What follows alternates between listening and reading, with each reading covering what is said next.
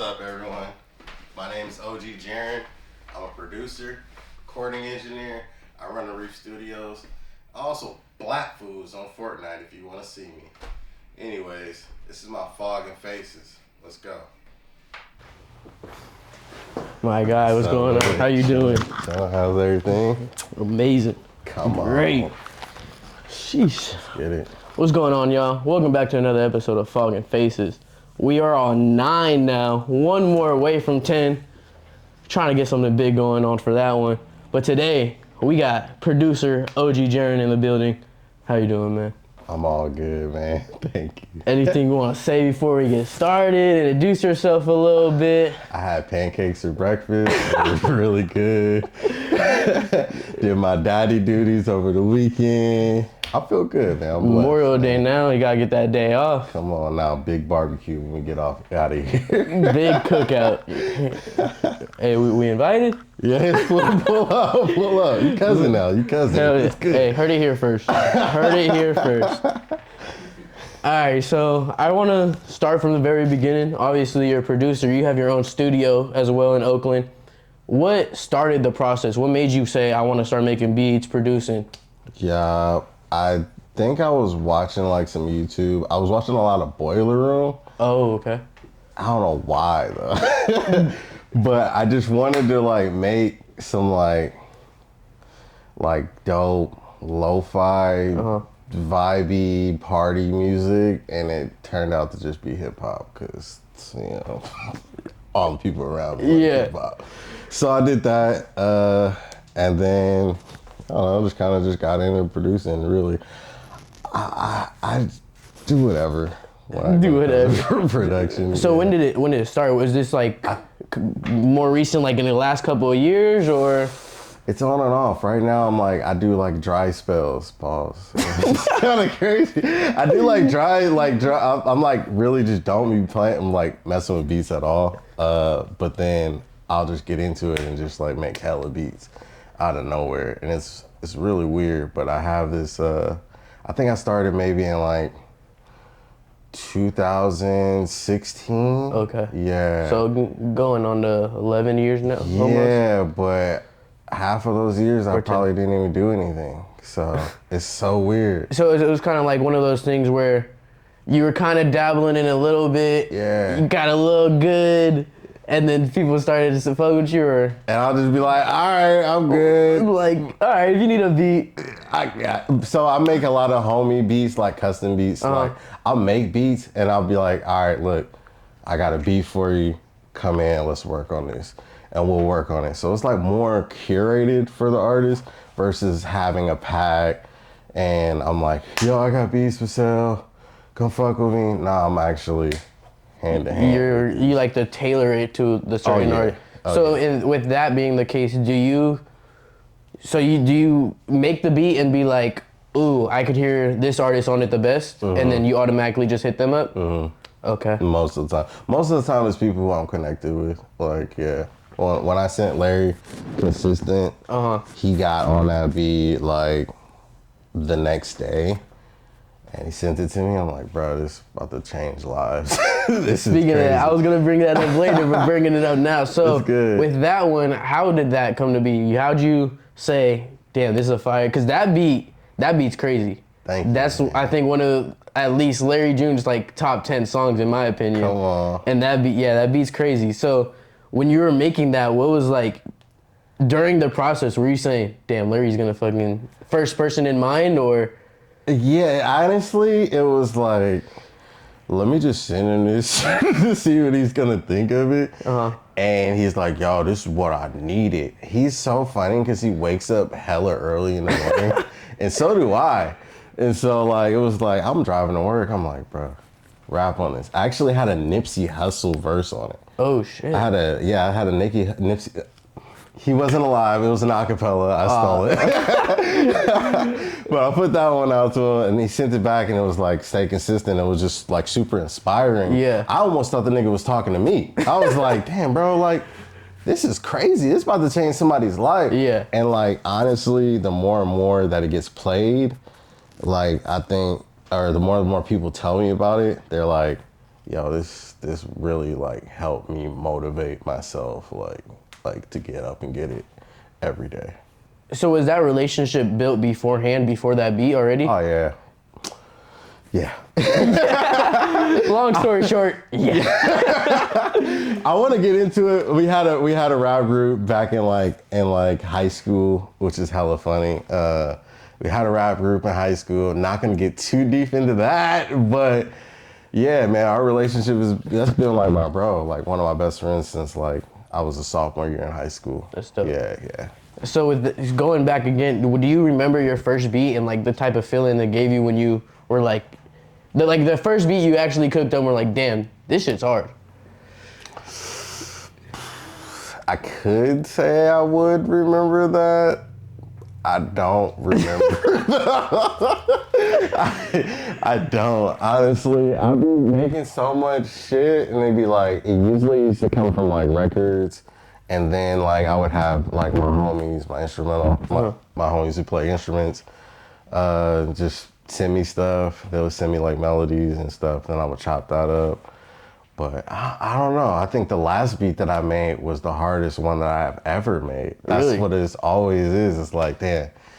My friend Soundtrack would always say, like, you're only as good as your last beat. So my last beat was trash. I gotta make something way better than that. So like this beat I made like literally 2 days ago, crazy, nuts. You have someone in mind already? Is it sent to someone? Damn, bro, I'm like rapping now, so I'm like almost back to like, you're trying to keep all the good beats. I'm like, yeah, I'm the new Kanye. You know, I'm just like, so I don't. Sorry, wait, you don't rap? No, I A do, little bit. I do, yeah. Okay. Yeah. I got an album coming out. Oh, for real? Yeah. What's the vibe trying to be like for that one? Do you kind of match the vibes of your beat, of the lo-fi kind of like, what's the word for it, sample type of vibe, or? No. Half of it's produced, or more than half of it's produced by Andrew Bareford. He's my business partner at The Reef. Crazy producer. He's he goes by like Bear, no? He goes by Bear. Yeah. He goes by Bear, yeah. That's I right. think I was listening to a song the other day and by 1100, and he shouted, yeah, Reflow's like stupid. Told Bear make the beat, I record that. Yeah, something like that. yeah. But that song's hard. Yeah, nah, I mean, he's so like, his range is crazy. I'm doing singing, rapping. I play the drums on one song. I produced a couple beats. So it's like a very packaged project of myself. And I'm like speaking on love, loving myself, fucking trusting myself, you know, and going on dates. So do you making beats and then now rapping, do you look at different influences for both now, or do you kind of look at the same people? Yeah, no, definitely different influences. Like, I like Jordan Ward. I listen to a lot of like DC Two Trill from like, he's raw. He's raw. So I listen to like a lot of like different cadences. In my head is just full of cadences, and I'm like mumble rapping all the time.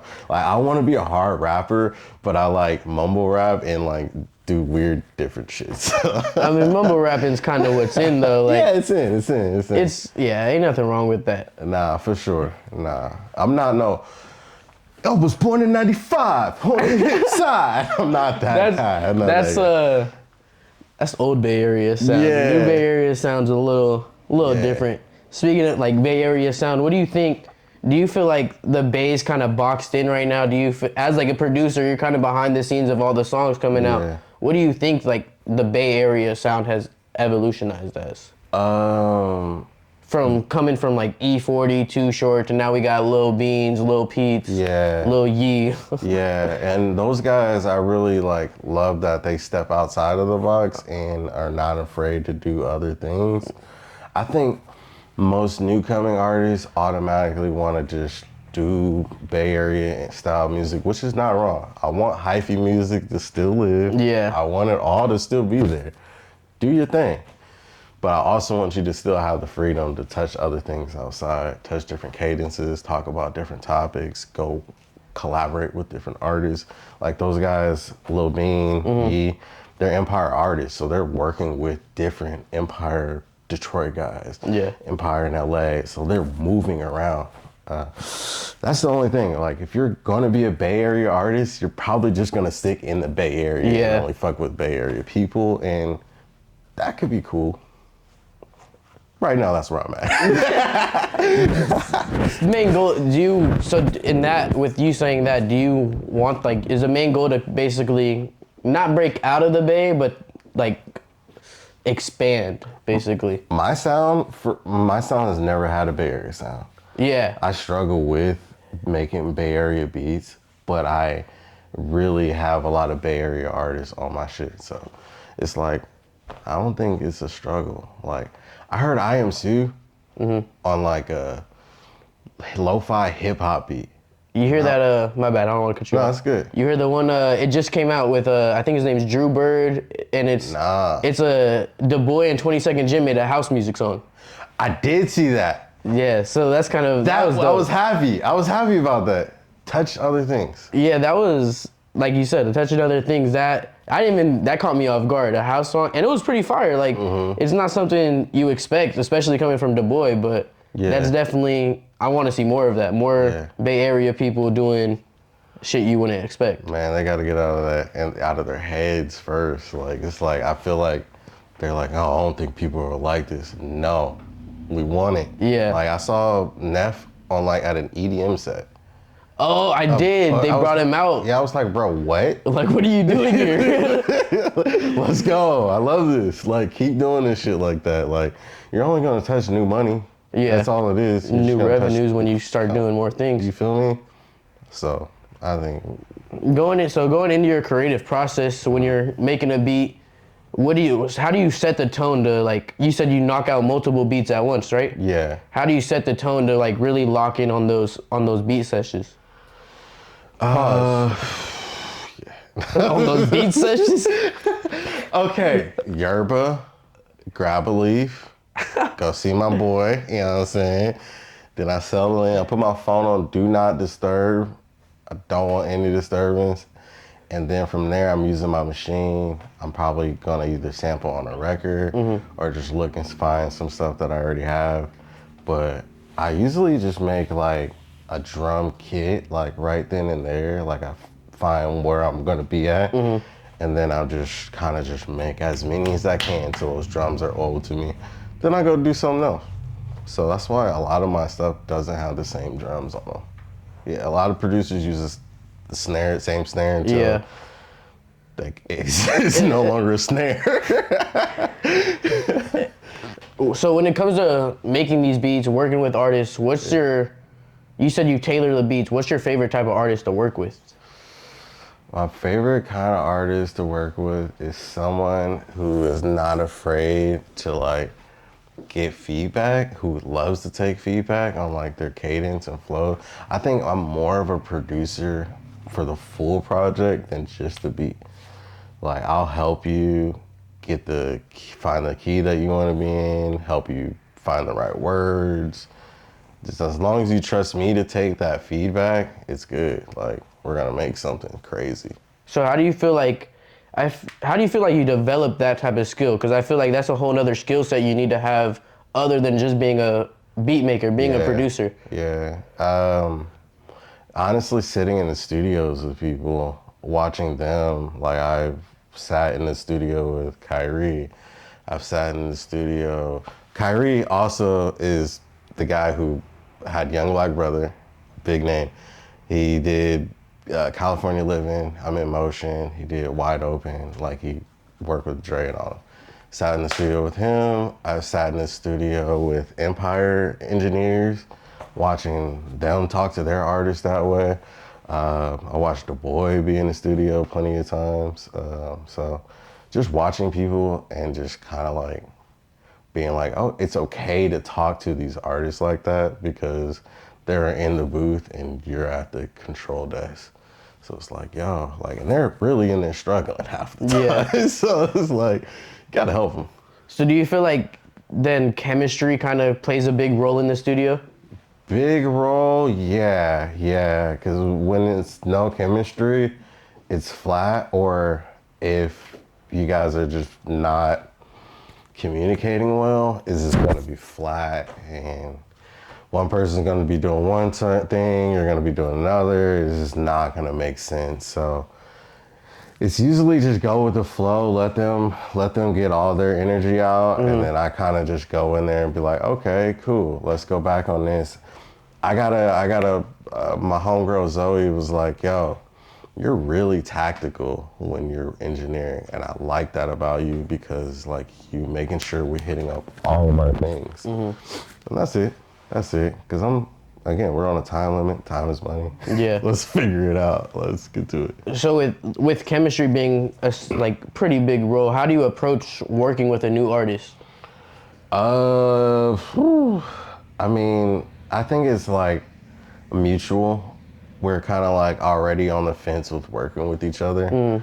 I mean, I do accept new clients, and that's cool, but most of the time the new clients who find me, they're already hip to what I'm doing. Yeah. And so they're just like, yeah, I heard about you, I want to work with you, like, let's do it.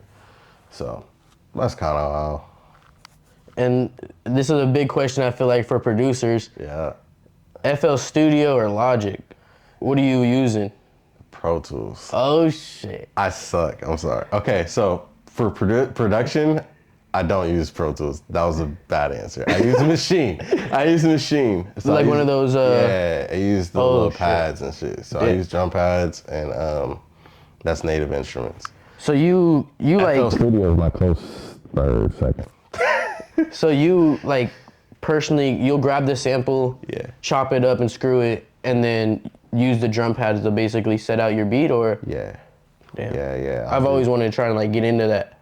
Yeah, that's what I was talking about, like watching people in Boiler Room. Yeah. Like this guy was just going dumb. I'm like, I'm a finger drum. Then I got it and I was like, I'm not gonna finger drum. I'm gonna program everything and then play. Yeah, that's what, before I started getting like photography, videography, I was making beats too, like on Logic. But then I feel like for me, like at that time, it was like too saturated, like oversaturated. Like everyone I knew who I was going to high school with wanted to try and make beats, or they wanted to rap. And I didn't really want to try to beat all these people trying to make beats. I was like, let me find a new hobby. Yeah, Logic, man. Logic is good. I started off on Logic. I recently tried to dabble in with FL, but Machine has been my baby since I've had a baby. So 10 years for sure. Going into placements you got now, what do you think has been the biggest one that you have, like, you say is biggest accomplishment? This is not like solo on my own, but my studio was like in the credits of a Smithsonian film.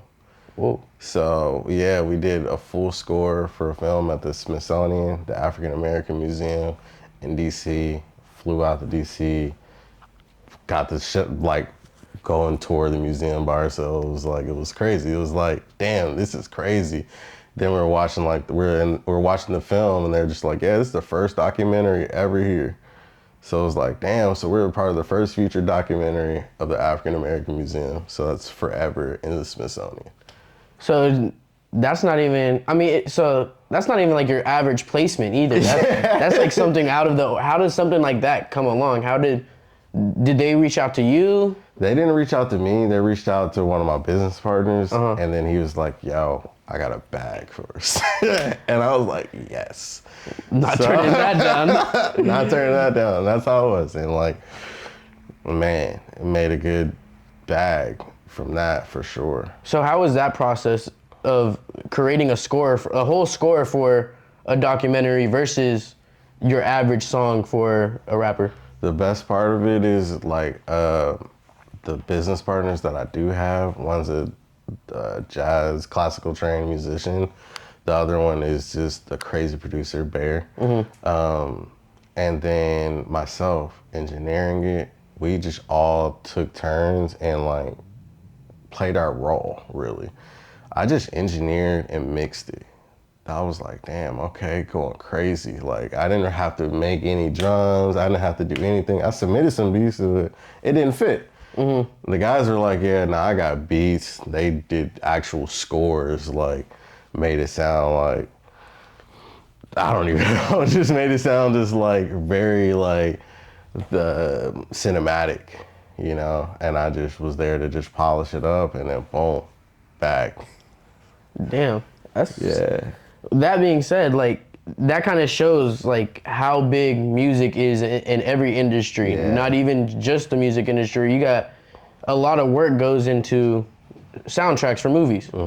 So, damn, that's pretty dope. I'm trying to get on more syncs, more stuff like that. I love placements. I love them. Don't get me wrong, but syncs, go crazy. Syncs is what exactly? It's like getting your music placed in things. Oh, so like commercial movies, all that. Movies, exactly.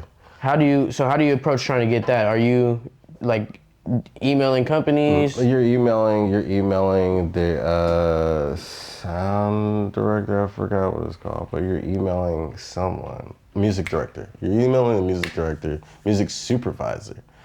A lot of the times when I'm watching films, I'll wait to the credits, find out who that music supervisor is, go on their LinkedIn, send them a pack with all of our information on it. They check it out, you know. It's not. That's nice. Yeah. So let's talk about Reef Studios now. Yeah. That's your own studio set. Yeah. When did that come about, and what made you want to open your own studio? All right, so I was chilling at Brian's house, my business partner. He's like one of my business partners when we first started. He's no longer with us, but he's still alive. We were all hanging out at his house, having a party and whatnot, and it was just a bunch of artists coming from the East Bay, North Bay, and we were just all making music together. It was like people who were on machines, instrumentalists, vocalists. It's like, bro, we just need a spot. And so I'm at Legoland in 2019, and someone's like, yo, I'm moving out of my studio downtown, just seeing if you wanna look at it, if you're interested. And I was like, hell yeah. So we ended up having my boy who has hella audio equipment, and I had a little bit of my own gear. Brian had the instruments, and we had 4 of us went in on this spot. We started playing beats with no music on to like videos on YouTube of like animals. And you know, like, who do you like play movies with on mute? Yeah. And it's just like there. Yeah, that's what we were doing, but it was just like animals. And then all of a sudden it just started becoming underwater fish and stuff.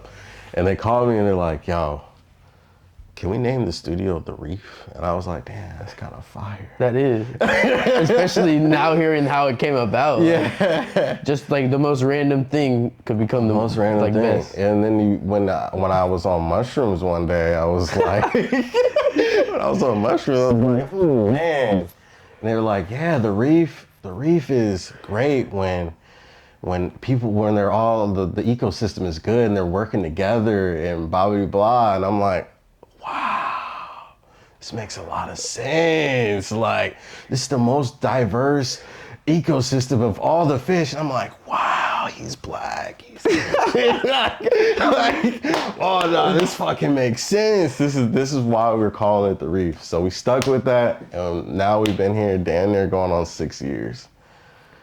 And what do you think has been like the biggest name to walk into The Reef that you've worked with?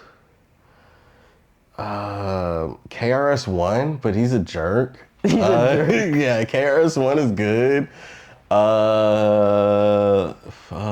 Who is the biggest name? You know any big names that I have had Rafael Sadiq there. He was great. He did an interview there. He didn't do any raps or anything. KRS-One actually rapped though. There's somebody else who was there, but I can't remember right now, but yeah. And then we were kind of talking about beforehand, even when the cameras were rolling, we were talking about how Fortnite got AI now. Bruh. What do you think about how people are implementing these AI like verses that don't even exist into their songs now? How do you think AI is kind of going to shape the music industry and producing? Man, I kind of like, have an ear to it, then I shut off my ear to it on like what that world is doing.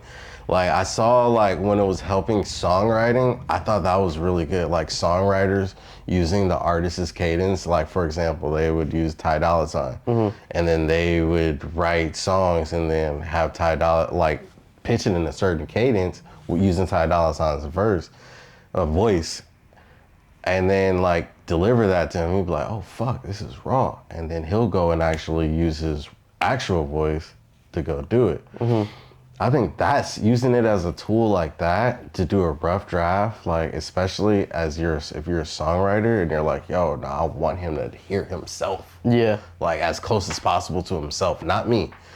That's tight.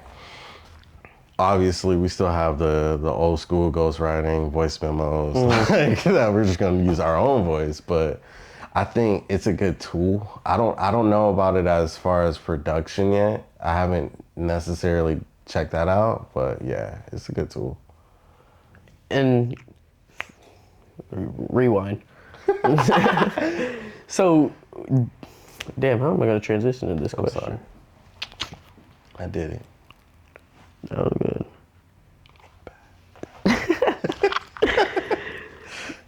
Damn. We're just gonna Ice Spice. Ice Spice. No, I'm just fucking with you. And that actually brings me to the next question. You just helped me out. With naming Ice Spice, is there any other artists that I don't know if you want to work with Ice Spice, Okay. but is there any artists that you want to work with in the future that you hope hits you up or just like want to slide on one of your beats? DC2 Trill for sure. I want Overcast from Oakland to get on my shit, you know. Larry June, call me, you know where I am. I would say Kanye, but he's a jerk. He's not looking good with Kanye right now. I can't do Kanye anymore. I want to say Caribou, bro. I really was like, I love Caribou so much, but I don't know if she'll be able to rap on it, bro. it's tough. It's tough. That's what I'm saying. It's tough. I don't have anyone right now. There's no one in the industry. Sorry. It's kind of just one of those things where if they're doing good, it's like, why not? Yeah. I think it's more of like, if you're around, you're around. If it fits, it fits. If it doesn't, I'm not gonna force it. Yeah. But like, yeah, like, I kind of like really like being in the studio with artists and just giving them my 2 cents and like really helping any possible way of just get the job done. So like, if I can get credited for just doing that, I'm happy with that. I don't necessarily have to make the beat.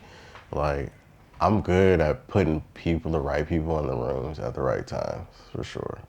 Do you feel like that kind of like, it's kind of like a creative direction? Like you're good at directing people's creativity to really lock in on what they want? Yeah. That's, like you said it, lock in. That's like one of our biggest things. Like, if I can see you being unfocused, bruh, lock in. You're there. Like, come on. I'm gonna tell you, lock in, for real. Like, that's what we say in our studio, lock in, bruh. Like, that's it. We talked about how you get ready to lock into your studio, into really knocking out a lot of beats. What's your off days looking like? What are you doing to unwind and not really feel so overwhelmed by work? Fortnite. One word. Fortnite. Yeah, I think Fortnite. I'm trying to be out. I was just telling the homie, I'm trying to be out back in the nature more. I used to love nature. Yeah. Just like going on random hikes, walking around. I'll do that. Fat ass. I'm a fucking foodie. I'm a just like, I don't like cooking food, so I'm just making crazy meals at the house for no reason, and then just kind of like casually going back to work the next day. But yeah, that's really it. What type of stuff you throwing down in the kitchen? Right now I'm making sandwiches with crazy gourmet bread. You're making the Scooby-Doo sandwiches. The Yabba Dabba Doos, Flintstone sandwiches. Oh, shit. We call them Yabba Dabba Dooskies, you know what I'm saying? You got a name for them. That's the name. Damn, he's really been on his sandwich kick then. Sandwich thing, you know what I'm saying? I'm trying to do better, but so I haven't had a sandwich in the last week, but I got the plan on going to get some more bread. I ran out. What's the type of bread? So it comes from this spot in like Marin, but it's like they like service like hella like delis all throughout the Bay Area. And so like, you ever been to Top Dog? Top Dog. It's a hot dog spot in Berkeley. I've heard of it. Okay. Oh wait, actually, is it like next to IB's? Yeah, it's like right across the street. Yeah, I have been there. Okay, bet. So they got the bread that they use for it's the same company that I go to. Oh shit. And it's straight gourmet bread, bro. Everyone's like, oh, okay, this is why it's that. So I get it from them. You gotta try. You ever go down to like South San Francisco? There's a spot out there called Raymond's Bread. Okay. Raymond's Bakery. Okay. Going crazy? Numbers. Say less, bro. That's where I'm at. I'm a gourmet bread kind of guy, Yeah, bro. if you like sourdough bread, yeah. Raymond's definitely. I'm putting it all on real quick. Raymond's, South San Francisco, off Linden and Grand Ave. Psh, that's the one. Need it. Need it. Yeah, I mean, that's all I do is fucking cook. I hang out with my daughter, obviously. I got a daughter. She's a 10-year-old gymnast. So, like, we're always traveling around the Bay Area just to go watch her do flips and kick ass. You feel me? Watch her do flips. Yeah, that's pretty dope, though. Yeah. I mean, family man, working man, sandwich man. You know what I'm saying? That's a shirt right there. Yeah, I need that. Someone make that for us. You know what I'm saying? Do some Come sales. on. I think I'm about to start doing sandwich content. Nah, I was just talking shit. Hey, low-key sandwich reels in the reef. You feel me? Could be a little segment. You know what I'm saying? I'm kind of good at creative direction too. We could talk. We're coming to the end of the interview now. That's good. Do you feel like producers in the industry, or even like you said you were mixing and not even producing the beats for like the score, do you feel like that's a really overlooked part of the music industry? Oh yeah, I mean, I don't think recording engineers, mixing engineers, mastering engineers get as much credit as they do. I know it's always beat and lyricists, and that's great that it stands out like that. But there are there are also people who like tweak things and like make shit blap for our pleasure. You know what I mean? Like, and yeah, I do think they get overlooked. Apple and Spotify recently put out that they're only accepting you submitting music with the credits, like with the producers. Oh, that's so when you look at the credits, you start seeing who recorded it, where it was recorded, all that shit. Man, highlight the journey of the music. Yeah. Like, I think that's more important and it should be celebrated. Yeah. And then this is gonna be my last question now. Good. For anyone who's just now getting introduced to you, hasn't heard one of your beats, when they first hear a beat from you, what do you hope like they kind of pick up from it? What type of vibe do you want to get off? What type of just what type of vibe do you want people to get from your beats? Ooh, this knock, this slap right here. Like, okay, what's this? Like, I really want them to be like, whoa, I haven't heard something like this before. Or I have, but I haven't heard it often. Like, I'm not doing anything new, but I also, a lot of people are not in the same lane as me. They have just a different sound. And so I just want people to be open to hearing a new sound, and a new cadence, and a new effort in this industry, basically. All right, I lied. I got one more question, actually. No, it's all good. Have two. No, it's just Matter of fact, I got three. For any producer, audio engineer, whatever, someone who's trying to get into that industry, not only rap, what kind of advice would you give them to kind of start out and go down the right path? Honestly, find your tribe. What I mean by that is find the people who fuck with you and are gonna accept you first, because then it's easier for you guys to communicate and have bounce random ideas. So find the people, your like tribe, and then go in, like just work, just like keep just doing a whole bunch of different stuff, try new stuff. Try recording. Try getting in the booth and rapping and seeing how that feels. Try setting up a mic, whatever. Take a picture for them, whatever. Whoever the artist is, just help them go crazy. Because, like, I mean, I've seen managers turn to millionaires. I've seen A&Rs turn to millionaires. Like, I've seen people who haven't been in the limelight make money. So it's possible. So, yeah, just fucking help. With that being said, that was the final question. It's time to take some pictures. Are you ready? Let's go. Let's get it. Appreciate it. Yes, Thank sir. you, man.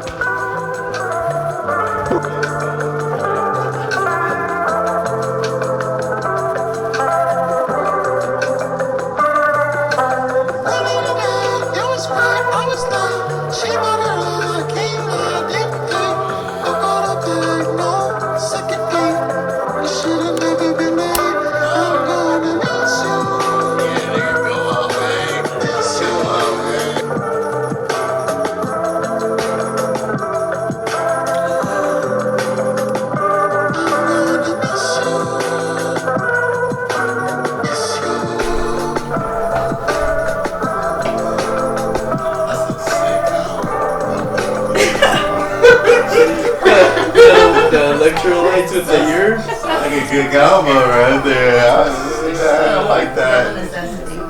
Oh, you're just missing a blunt, bro. You would be me for sure.